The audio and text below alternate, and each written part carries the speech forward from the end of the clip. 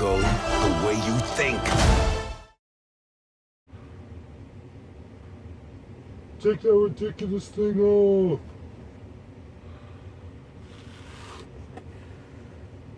What, and this is better? Welcome to episode 24 of The Film Defender, serving the public good one underrated movie at a time. We've had a pretty quick turnaround here. This has been nice and unusual. What a controversy we Star Wars fans have been living in over the past month or so. Normally I'm here to defend a film against a negative response from critics, but this time I'm here to defend Star Wars Episode VIII, The Last Jedi, against a negative response from fans.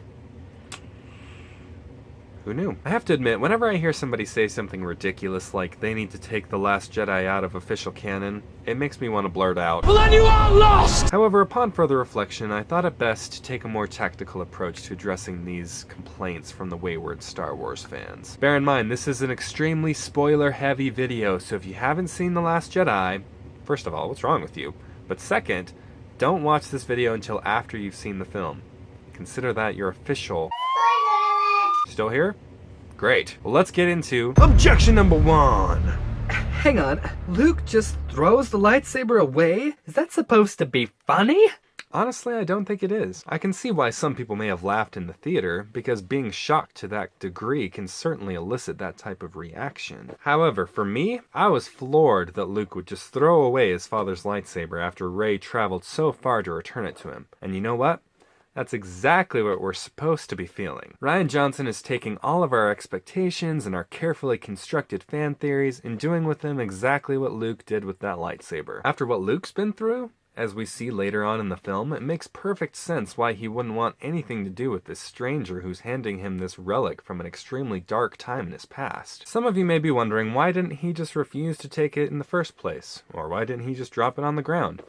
Why did he have to throw it off the cliff? I personally believe that he wanted to get that thing as far away as possible, and to make it clear to this uninvited guest that he wanted nothing to do with whatever she was there to offer. It's the equivalent of slamming a door in a solicitor's face, rather than politely telling them you're not interested in what they're selling. I think it's fair to say that Luke is in no state of mind for pleasantries. Objection number two. Did we really need all this humor? It doesn't even feel like Star Wars at times. I think what most people are referring to is Poe Dameron making General Hux look like an idiot while he's buying time for his turbo boost to fully charge. But hang on, didn't we see Poe do this exact same thing when confronted with an enemy authority figure in The Force Awakens? This is totally consistent with the character that was set up in the last movie. So why haven't we seen this level of snarkiness from a Star Wars character before?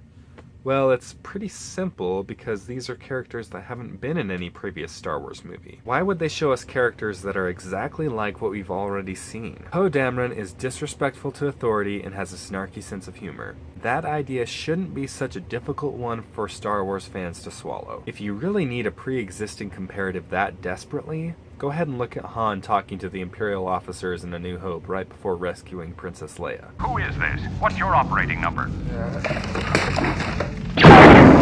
Boring conversation anyway. Objection number three. Finn and Rose are completely wasted. Canto Bight is such a waste of time. You know, this is something that I've heard from a lot of different people online, even those who liked The Last Jedi. I even shared this opinion myself the first time I saw it. However, upon seeing it again and reflecting further on this subplot, I realized that most of what we see in Canto Bight is actually pretty fascinating. Maybe my opinion is being benefited by my reading of the Canto Bight novel, but I found that a casino city that houses the rich and elite who are profiting from the war to be a really cool concept for Star Wars to explore. Also, people seem to be misconstruing the scene with the Fathiers as a plea for animal rights, when in reality it's a plea against cruelty in any form. Canto Bight is being visited by Finn in particular because he's caught in the middle of a war in which he hasn't truly chosen a side. What Rose is there for is to be the angel on Finn's shoulder, pointing out that he can't just forget about the problems around him and allow innocence to suffer. That's what the Fathiers represent. The devil on his shoulder comes in the form of DJ, or as the book The Art of Star Wars The Last Jedi explains,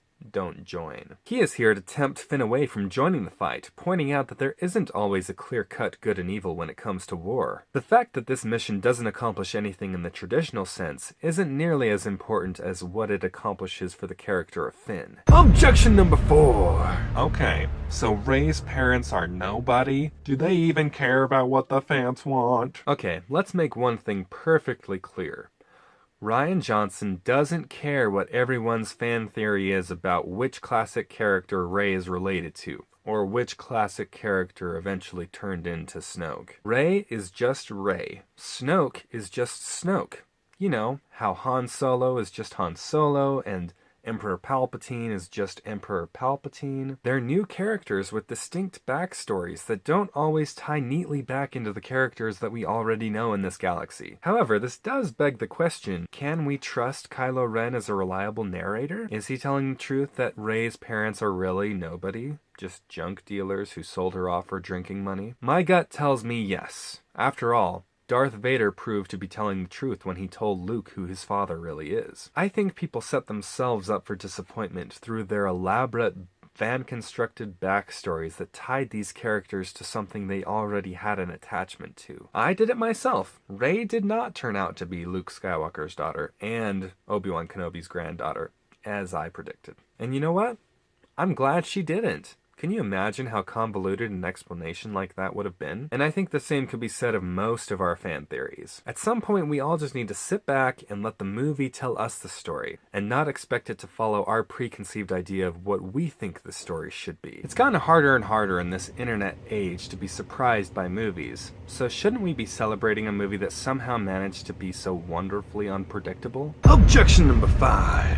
How could they just kill off Snoke? We deserve to know his backstory. Don't worry, I'm sure we'll get his backstory in a canon novel within the next year or so. The important thing to take away from his death is that he ultimately isn't that important to the story being told. Snoke was simply the driving force behind Ben Solo's descent into darkness. Believe me, I was as shocked as anybody that they took out Snoke in this movie. I thought for sure he was going to end up being the main villain in Episode 9, just like the Emperor was the main villain in Episode 6, which made this one of the best surprises in the whole Star Wars saga. Kylo Ren turning the blue lightsaber on his master like he did was literally the only way that he would have been defeated. He was way too powerful for Kylo Ren and Rey to take on together, and Luke was clearly not interested in leaving his self-imposed exile to take on the Supreme Leader. Plus, it proves that Ben Solo is willing to go further than Anakin Skywalker ever was. Darth Vader only turned on his master to save his son, but Kylo Ren turns on his master in order to usurp his position and to gain power. It's so thrilling when he and Rey team up against the Praetorian Guards after Snoke's death in one of the greatest fight scenes in all of Star Wars. And so tragic when we all realize at the same time as Rey does that he isn't willing to give up the power that awaits him with the First Order and come back to the light side. But with Snoke gone, Kylo Ren is now the Supreme Leader and the ultimate villain waiting for us in Episode 9. We're going in places we've never been, and I am shocked that Star Wars fans who were so vehemently opposed to the familiar tone of The Force Awakens are resisting this new and exciting direction the saga is going. Objection number 6.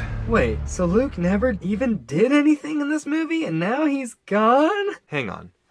Never even did anything? So projecting yourself with the Force across the galaxy in order to buy the Resistance enough time to escape certain destruction is nothing now, is it? Let alone the fact that he gave up his own life to do it. We hear Kylo Ren say to Rey at the beginning of their first conversation through the Force that if she were to try this, it would kill her. Luke, on the other hand, is so powerful that he can project an image of himself somewhere else and make it so convincing that everybody believes he's actually there. Not only that, but he's preserved the legend of Luke Skywalker to the point where the Resistance's allies will join the fight against the First Order in Episode 9. We see at the end of the movie that word of his actions has reached the lowly servant children of Canto Bight, so news will have certainly reached the ears of countless others across the galaxy. Did part of me wish that Luke Skywalker hadn't died in this film? Of course. However, if he had done the exact same thing he did, but in person, he would have been killed in battle rather than going out on his own terms. Plus, I think an important thing to remember is that Luke realized that fighting ultimately isn't the Jedi way. Wasn't it Yoda himself who so wisely stated, Force not make one great. Luke regained his belief in the Jedi after his last visit from Yoda, and his final sacrifice is as heroic a death for cinema's greatest hero as we could possibly hope for. In conclusion, I honestly hope that fans will come around on this astonishing Star Wars film. The themes are so tightly woven, the action is truly spectacular, and the surprises are so unparalleled that it would be a shame for it to be remembered in a negative way by any Star Wars fan. It may not have given us all the answers that you or I wanted, but thank the Force for that. The Last Jedi proves that this is a story that will continue and explore new places and themes, and I can't wait to see where it goes next. Star Wars Episode 8, The Last Jedi's updated status defended.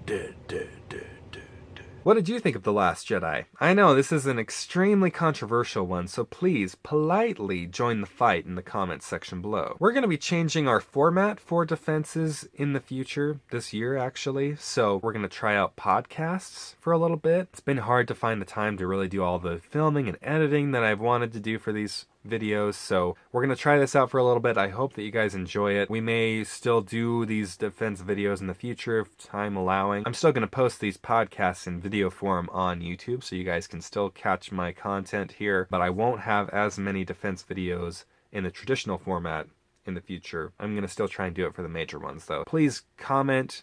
Let me know what you think about this new format. We're just going to try it out for a little bit. I think I'll be able to produce more content that way. If you've noticed, there's been a few months in between videos, so I don't want that to happen again. If you want to make a recommendation for either a podcast topic or for a topic for a future video, please post that in the comments section below, or you can go to Facebook, Twitter, Gmail. I'm just at The Film Defender at all those places. Thank you so much for watching and for supporting the channel. Please like, share, and comment below. And if you haven't done so, I really recommend that you subscribe to the channel so you don't miss any of my content in the future. Thanks again, and until next time, the defense rests.